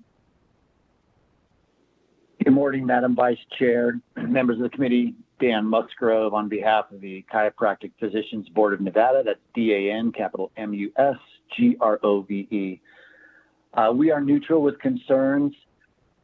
I want to thank Dr. Hardy, Senator Hardy, for our discussion last evening. And while we absolutely believe that his intent is laudable and certainly where all boards should be leaning towards, we are one of those boards that for the last actual 3 sessions have brought bills to this legislature, including this session, to try to lessen the barriers for our chiropractors, to make it easier for folks to come to Nevada and who are skilled and excellent in their craft to practice in Nevada. And we have certainly worked hand in hand with the Sunset Subcommittee to make sure that we are a responsive and fiscally responsible board. Our biggest concern is that moving this under the Division of Business and Industry, while we are absolutely, Mr. Reynolds and Mr. Brown and all their great staff are excellent at what they do, they certainly have no ability or no expertise in state healthcare oversight. I mean, their mission is the promotion of business and industry, which we are concerned might actually cause a lessening of consumer protection for Nevada's patients, those that seek proper health care, whether it's chiropractors or many other boards. While we are not under this bill currently, Section 12 is very concerning to us in that there is no standard, no criteria against which our performance will be judged by the administrator before he or she abolishes our board or any other board. And it is for those reasons and many others, I will try to be quick, that we are neutral with concerns, and we thank the committee for the opportunity to testify. Thanks. Thank you, caller. Caller with the last three digits of 892, please slowly spell and state your name for the record. You have 2 minutes and may begin. Good morning, Vice Chair Neal and members of the Senate Committee on Commerce and Labor. For the record, my name is Elliot Mallon, first name Elliot, last name Mallon, Malin, representing the Nevada Board of Homeopathic Medical Examiners. Thank you for the opportunity to speak with you today. We are neutral on SB 335 and have communicated with Senator Hardy that we stand ready to work with him to make this bill work with a few changes. We would like to see the advisory boards, as detailed in the bill, be empowered as subject matter experts in their respective fields to have a greater role within the new division in the Department of Business and Industry. This role would not give the advisory board final say on any decisions, but would allow them to have a substantial part in the proctoring and administrating of the licensure exams, reviewing continuing education credits, reviewing and making recommendations to update regulations within industry standards, and to investigate bad actors and make recommendations to the administrator of the Division of Licensing on punitive measures that should be taken. We believe these are reasonable to help protect Nevadans while forging ahead in a new direction that would create a more efficient and effective regulatory body. We look forward to continuing to work with the sponsor and continue our conversations on this bill. I stand ready to answer any questions, and I thank you for your time today. Thank you, caller. If you recently just joined us, we are currently in neutral on SB 335. To testify neutral, please press *9 now to take your place in the queue. Caller with the last three digits of 080, please slowly spell and state your name for the record. You have 2 minutes and may begin. Good morning, Madam Vice Chair. This is Susan Fisher, SUSAN-FISHER, with McDonald Carano. Testifying this morning on behalf of the Nevada State Board of Osteopathic Medicine. We are neutral with concerns. The sections of the bill that impact us are sections 147, 148, and 150. 148 adds a new board member. It would take us from 7 to 8 board members, and it would add a physician assistant. The board does not have an official position on this yet because they have not vetted the bill under the open meeting law to date, and they just have not had a meeting scheduled in time to do this. We have invited PAs to sit as advisory members on our board in the past, and they have declined to do so. SB 150 takes 5% of our fees to help fund the new administration. And I just wonder, Madam Vice Chair, if LCB has opined on whether the conversion of licensing fees to the general fund revenues constitutes a new tax that would trigger a 2/3 voting requirement. As written, our licensees are losing 5% of their dedicated fees for the use of other professions to fund a new general fund bureaucracy. Thank you. Thank you, caller. Caller with the last three digits of 696. Please slowly spell and state your name for the record. You have 2 minutes and may begin. Good morning. My name is Michelle Cothrun, Michelle, Cothrun as in Nancy. Thank you, Madam Vice Chair Neal and the Senate Committee on Commerce and Labor for allowing me to speak. I would like to submit my comments as neutral to SB 335. As the current Executive Secretary of the Nevada State Board of Athletic Trainers, NSBAT, I am not opposed to additional oversight. Our board is not opposed to additional oversight and has protected the public to the best of its abilities. I wanted to address Section 11(1)(e) on page 7 of the draft, where it states that the division will impose fines and penalties against licensees. However, as written, the division will not have the needed authority to do the same for unlicensed activity. As the statutes of 640B do not allow the NSBAT to issue citations or impose fines and penalties, I wanted to make the new division aware of the biggest obstacle that the board contends with, which is unlicensed activity. This issue has unfortunately escalated in response to the COVID pandemic. Institutions that have athletic trainers on their staff are hiring other licensed professionals to fill the position of a licensed athletic trainer to the potential detriment of the public, which in some instances includes athletes that are minors. For instance, a physical therapist cannot fill the position of an athletic trainer or vice versa. The training and education is similar, however, the practice acts are different. Neither can an occupational therapist, a nurse, a physician's assistant, a massage therapist, a chiropractor, or other such licensed medical professional. As written, NRS 640B does not allow the NSBAT to penalize an unlicensed individual that is practicing or holding themselves out as an athletic trainer. As written, the new division will be powerless to stop or discourage unlicensed activity as well. This continues to be a problem, and considering that athletic programs are suffering as a result of the pandemic, it is my professional opinion that unlicensed activity will persist, especially as professionals continue to move to California. Thank you so much. Thank you, caller. Chair, you have no more callers left neutral at this time. Righty, thank you for that. So Mr. Keene, I'm going to have him comment on the 2/3 and the fee. Mr. Keene. Thank you, Vice Chair Neal. For the record, Will Keene, Committee Counsel. The 2/3 issue was one that was specifically looked at by LCB Legal, and there's no 2/3 vote required here because the money coming into the government is the same. For example, if the boards are considered to be the same as the executive branch for purposes of 2/3 calculation, and the money coming in is exactly the same. It's just being diverted to a slightly different place. Thank you. Thank you for that. Senator, quick question. Yes, Madam Chair, thank you. I just wanted to confirm with Mr. Reynolds that when we're talking about, it seems that a lot of the opposition had to do with abolishing the board, and so we're going to lose the expertise.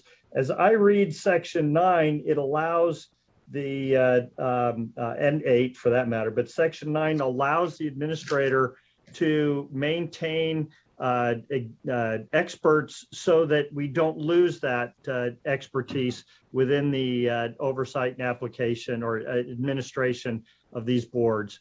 Do I have that correctly? That we're not losing any expertise, we're just trying to homogenize the process and streamline the administration of these boards?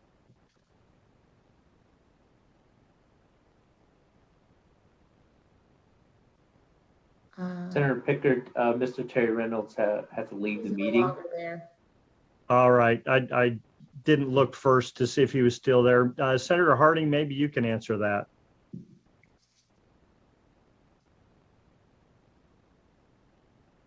To answer your question, yes, the new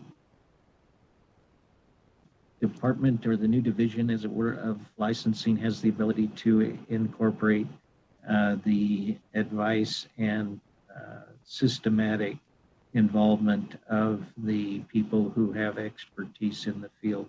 And that's not just limited in Section 9. So yes, this is not something that is going to happen all at once as much as a process. And I guess I'll wait for closing comments when the Vice Chair allows me. Thank you, and thank you, Madam Vice Chair. Okay, thank you for that. Senator Hardy, closing comments. Thank you, Madam Vice Chair. So again, it's no increase in a fee. Section 13 goes back to the legislature before anything is done.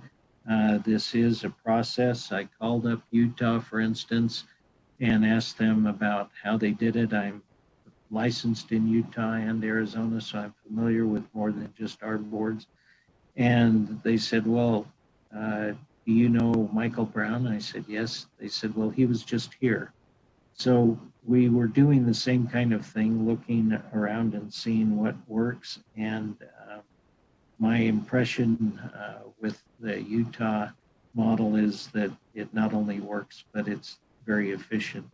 And so this will give constancy, consistency, and a common platform. Experts will still be involved. As soon as this happens, as soon as the bill happens, it opens it up for regulations. But all of the present members of every board goes immediately into the advisory board. So the advisory board is in a position then to help in the regulations that are involved. So the people who are the boards that are involved this time, it wasn't meant to be a punishment. This is an opportunity, as I look at it, to figure out how we can do better with our boards. And so we have a big board, a little board, and an in-between board. And this will be an opportunity to see how well it works. I suspect it'll work well, and that our fears will be allayed when we see how it's working. Appreciate the time of the committee. Thank you, Madam Vice Chair. Okay, thank you for that. So we will go ahead and close the hearing on SB 335, and we will open up the hearing on SB 290 and call Senator Lang to the virtual dais. Thank you so much, Vice Chair and committee members. For the record, I'm Roberta Lang, representing Senate District 7 in Clark County. I'm pleased to present Senate Bill 290, which seeks to allow persons diagnosed with stage 3 or 4 cancer to be granted an exception to step therapy protocols. Cancer is the second leading cause of death in Nevada and in the United States, and we can expect a rise by 34% by the year 2030. The incidence of cancer in Nevada is exacerbated by the lifestyles of the state's population, according to the American Cancer Society. Approximately 16,970 new cancer cases will be diagnosed in Nevada in this year alone. Approximately 5,410 cancer deaths will occur in the state in the year 2021, and the average annual adjusted mortality rate for cancer deaths per 100,000 persons in Nevada is 157, compared to the national rate of 155.5.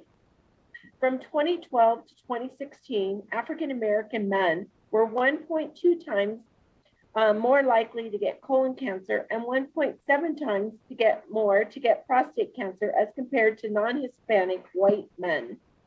They were 1.7 times more likely to get stomach cancer as compared to non-Hispanic men and 2.5 times more likely to die from stomach cancer.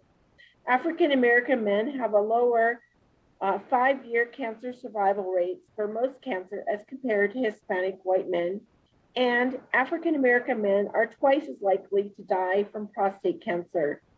Cancer mortality in Black males is twice that in Asians and the AAPI, who have the lowest rate. From 2012 to 2016, African American women have a 40% higher breast cancer death rate. African American women are twice as likely to be diagnosed with stomach cancer, and they are 2.2 times more likely to die from stomach cancer.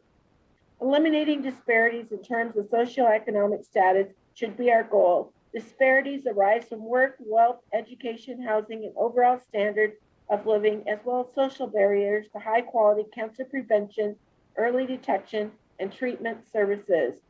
Disparities in cancer mortality among impoverished persons also stem from lower survival rates because of the higher likelihood of advanced stage cancer diagnosis and a lower likelihood of receiving standard treatment. Barriers to prevent care and early detection and optimal treatment in underserved populations include inadequate health insurance, financial, structural, and personal obstacle to health care, low health literacy rates, and delays in the dissemination of advances in early detection treatment. Let's take a moment to talk about people in our military.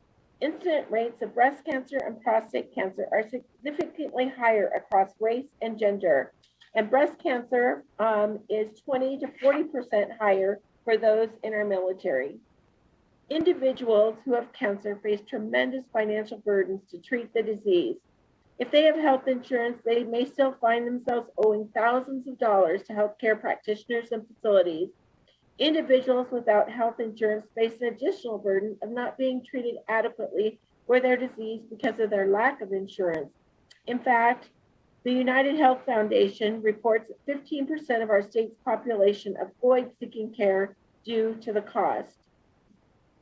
Health insurers provide coverage for health-related services, including prescription drugs, but patients must also follow certain utilized management processes before coverage or service begins. These practices are commonly known as step therapy or fail first protocols. Generally, health insurance uses step therapy to lower costs, while healthcare practitioners tend to prescribe the most effective treatment for their patients, but may not place a priority on prescribing low-cost treatments. However, a health insurer's step therapy policies may override the practitioner recommendation for a certain treatment. Step therapy requires patients to try less expensive treatment options first and restricts coverage for certain prescriber types, such as treatments conducted by a specialist. As a result, expensive treatments which may be the most effective, can only be prescribed if more inexpensive treatments first prove to be ineffective. At least 12 states have enacted legislation that addresses step therapy practices, often allowing patients an appeal process within a certain time frame, exceptions to step therapy policies, and requiring health insurers to use evidence-based research when considering placing a drug on their formularies. During the interim, the legislative committee to conduct an interim study concerning the cost of prescription drugs received written testimony from various stakeholders demonstrating that step therapy causes barriers to patients, access to care, and advocated for changes to the current policies. Too many of our state's residents will unfortunately face a cancer diagnosis, and advocates request that the legislature remove any unnecessary barriers to the cancer drugs they need. Vice Chair Neal, I'll provide the committee with an overview of the substantive bill provisions. Senate Bill 290 requires health insurers to grant an exemption of its step therapy protocol upon receipt of an application from an insured or attending practitioner of an insured who has been diagnosed with stage 3 or stage 4 cancer. That includes supporting clinical rationale and documentation if a treatment under the step therapy has not been effective at treating the cancer or the symptoms of the insured.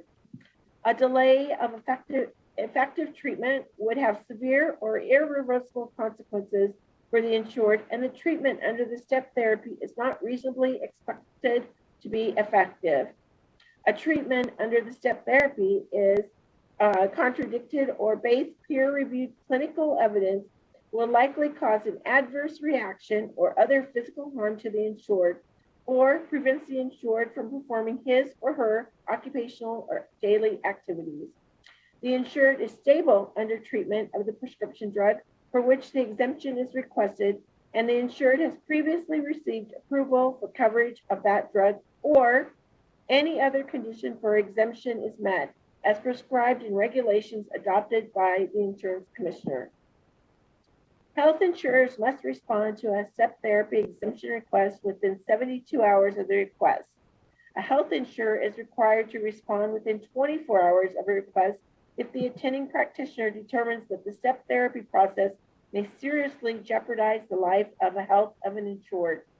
Health insurers may request supporting documentation, the insured's medical records demonstrating that the insured has tried other drugs included in the step therapy protocol without success, or demonstrates the insured has taken the request for the drug for a clinically appropriate amount of time to establish stability in relation to the cancer.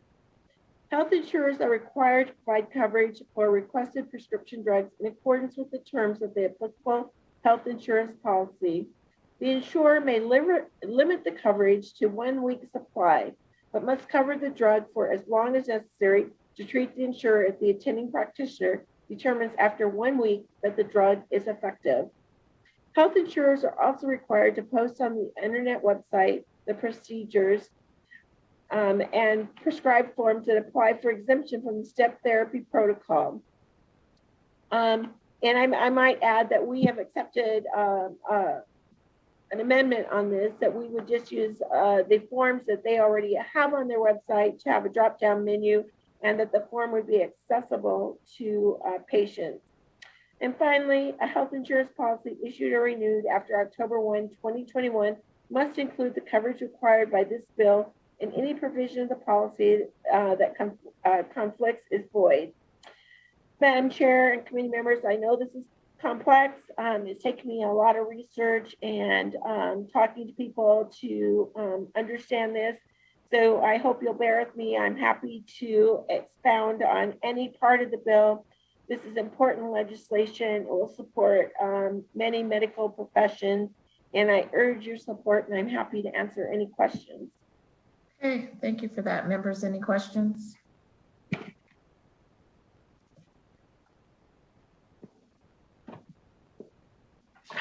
Okay, I have a question on section, I believe it's page 7. It's page 7 and it's section 3, sub 7. This is where if the insurer approves the application for an exemption from step therapy, then the insurer must cover the prescription drug. Okay. So I wanted to get an understanding on like the cost there of the drug and what the insurers had to say about that particular provision. I understand what you're doing. I just wanted to know like the real life application of that one. That's it. I appreciate that, Madam Vice Chair. So before we even wrote the bill, we met with all the stakeholders and we have sent them the language after the bill was printed for input.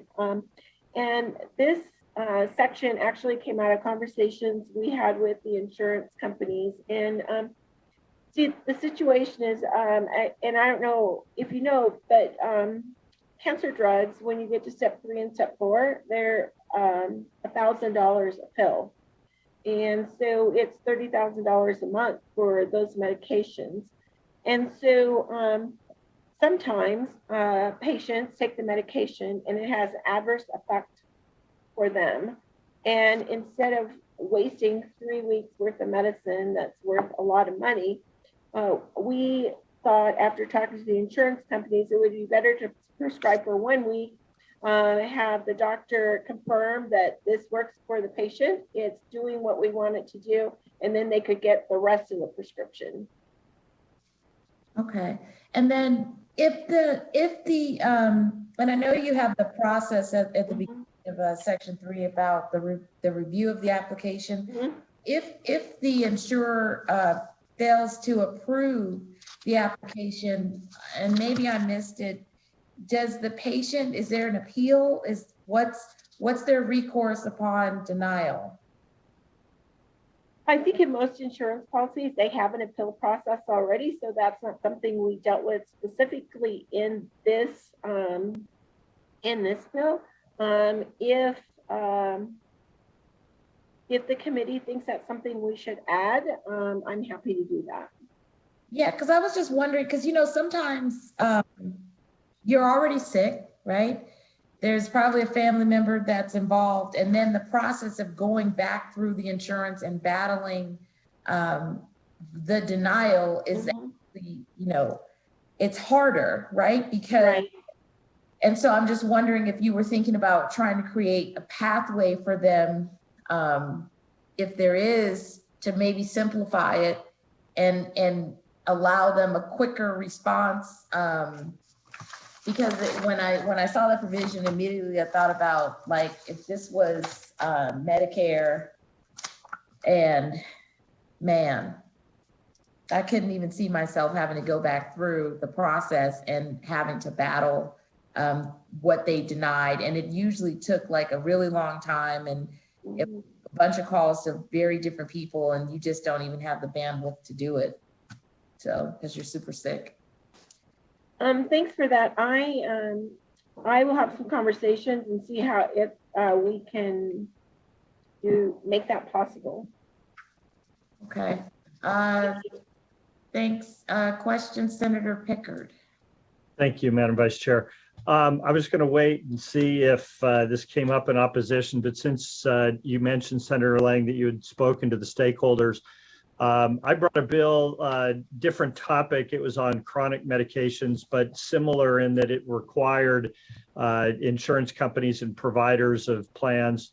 And I ran into some opposition because they said, you know, the PBM community was opposed to it, PEB was opposed to it, because they kind of lose control and it adjusts their formularies or affects their formularies.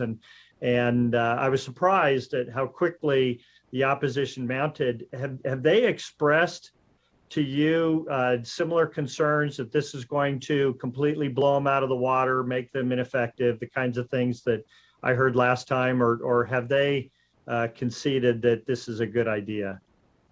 Well, I appreciate that that question. I think that Senator Parks had this bill and before when he was in office and had some trouble with it as well. I decided that early on I would meet with all the stakeholders, and before I crafted the bill, I would listen to what they had to say. And I think that when we had a bill just for step therapy, I think that there were lots of concerns, but when we put in the exceptions and we put in the controls around the exceptions, it was more palatable for the stakeholders. And so I would say to you, I'm not familiar with your bill, but I would just say that by putting in some of the controls, I think it eased some of the concern that stakeholders had. All right, that's great. And I had several conversations with Senator Parks on his bill because they were running at the same time, mine and his, and we tried to, but it was interesting to see how the opposition, mounted against both bills, frankly. It's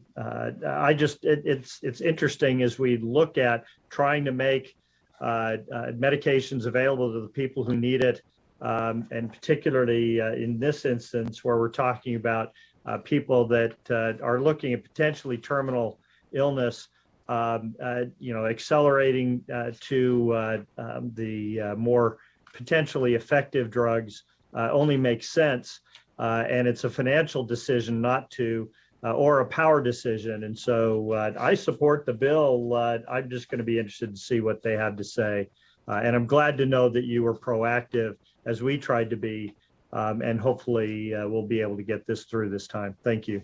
Thanks. And I just might add a little bit more, Senator Pickard. I think that, a lot of bills, there are lots of things, lots of illnesses that step therapies are used to cure those illnesses or make people get to a better place in their life. In this bill, I decided to pare that back. I felt like it was too much to go after everything, and that we would go to the number one cause of death, or the number two cause of death, and just concentrate on cancer. And then also just to go to the 3 and the 4 steps, because that's when people are really sick and they really need to be able to not take level 1 medicine. They need to get right to level 3. And so I think we made some changes and made the circle smaller. I think which was more palatable to the partners. Very good. Thank you. I appreciate the response. Okay, thank you for that. Members, any additional questions? Okay, seeing none, we will go to support for SB 290. Thank you, Vice Chair. To testify in support of SB 290, please press star 9 now to take your place in the queue.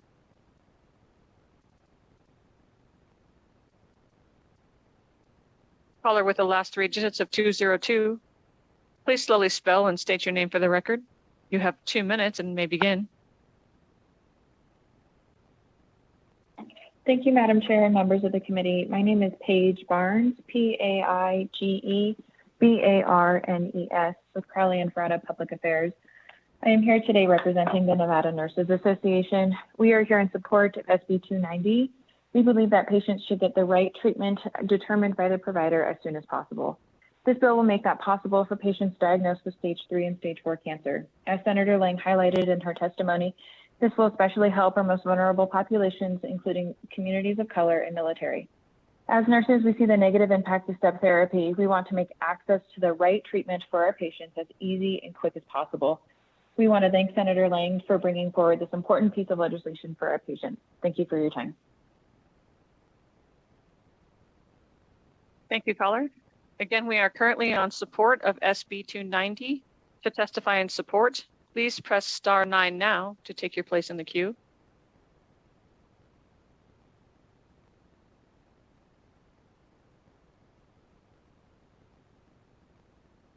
Vice Chair, you have no more callers in support at this time. Oh, I'm sorry. Someone just popped in right as I said that. Can we take their testimony? Yep.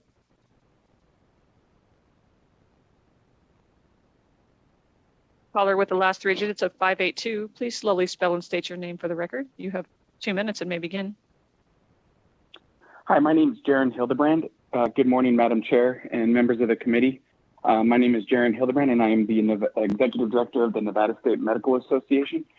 I'll keep my comments brief. We just really like to thank Senator Lang for bringing this bill forward. This is a major step, no pun intended, in the right direction. And again, I know you've had a long hearing, but we really appreciate all of her efforts, and we support her bill wholeheartedly. Thank you.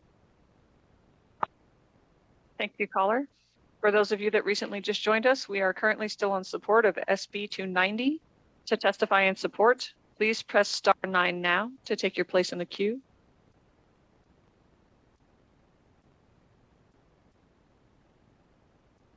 Again, please press *9 to take your place in the queue to support SB 290.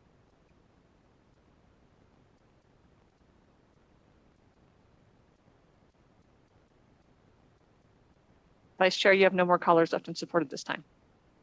Okay, thank you for that. We will move to opposition. To testify in opposition of SB 290, please press *9 now to take your place in the queue.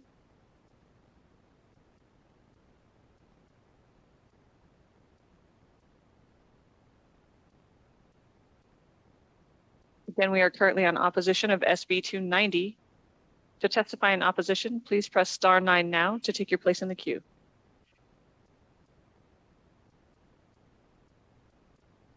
Chair, you have no callers in opposition. Okay, so we will move to neutral. To testify neutral on SB 290, please press *9 now to take your place in the queue. Caller with the last 3 digits of 530. Please slowly spell and state your name for the record. You have 2 minutes and may begin. Madam Chair and members of the committee, my name is Bill Head, BILLHEAD. I'm with the Pharmaceutical Care Management Association. We're the National PBM Trade Association, testifying neutral on SB 290. We appreciate working with Senator Lang and her outreach to us to try to make this as manageable a bill as possible and meeting her aims. We look forward to continuing to work with her to try to get to a resolution that works for all parties. And thank you for the opportunity to testify. Thank you, caller. Again, we are currently neutral on SB 290. To testify neutral, please press *9 now to take your place in the queue.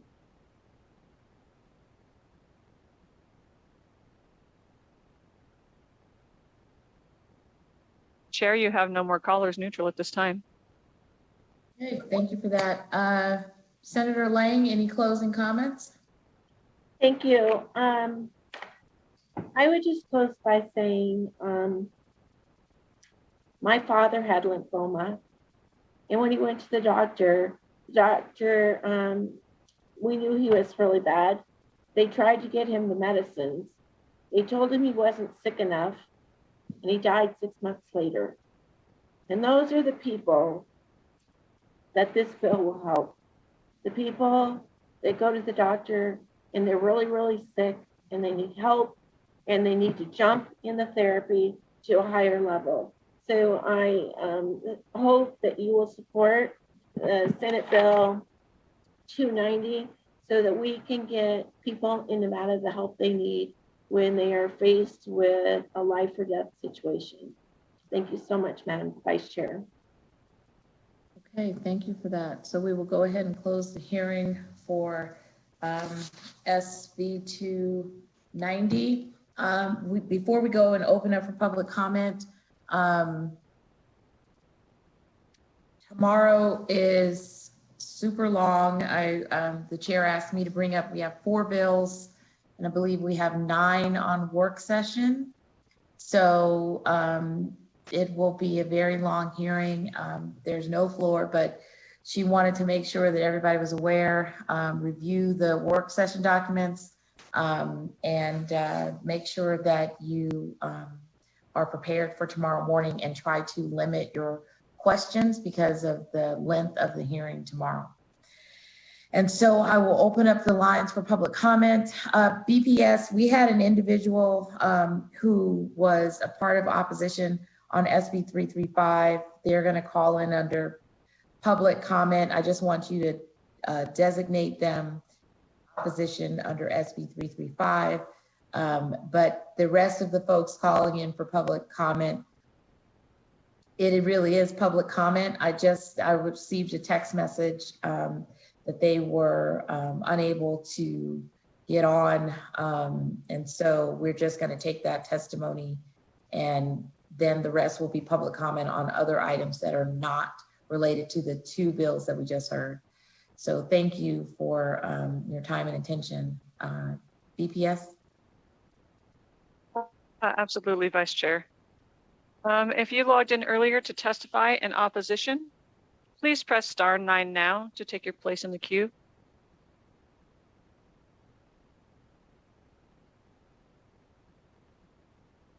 Caller with the last 3 digits of 662, please slowly spell and state your name for the record. You have 2 minutes and may begin. Good morning, Madam Chair and members, Vice Chair and members of the committee. My name is Jeanette Beltz, Jeanette Belz. Thank you very much, Madam Vice Chair, for allowing me this opportunity to testify in opposition to SB 335. Very briefly, we are in concert with others who mentioned their opposition to sections 12 and 13. In regard to section 15, healthcare licensing boards are subject to regulations currently regarding creation, retention, and public disclosure of records. Laws about these topics exist in NRS 239, which is public records, and 241, which is open meeting law. It is unclear why these are not sufficient, and further clarification is needed for healthcare boards only. Section 190 requires the Board of Occupational Therapy to comply with these new regulations. Section 191 requires the Board of Occupational Therapy to take 5% of fees paid by its licensees to fund the occupational licensing account for the benefit of the operations of the new division. This is very troubling.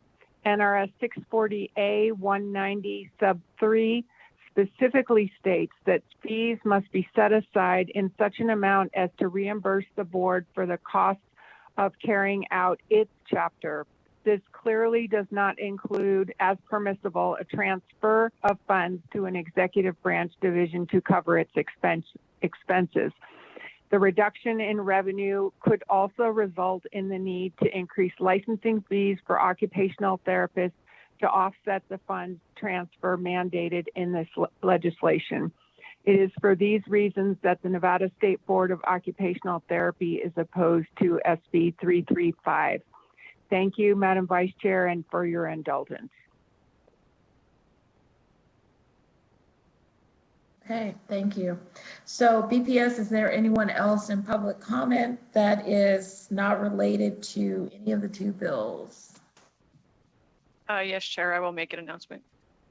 To testify in public comment or to speak in public comment, please press star 9 now to take your place in the queue.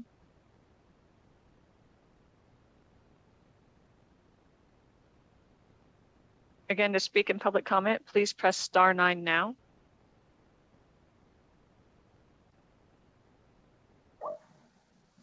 Vice Chair, you have no callers wishing to speak in public comment at this time. Okay, thank you for that. So that ends our business for today. The work session documents will get out to the members as soon as possible so that you are prepared and you know what's in the amendments. And we will adjourn Senate, Commerce, and Labor.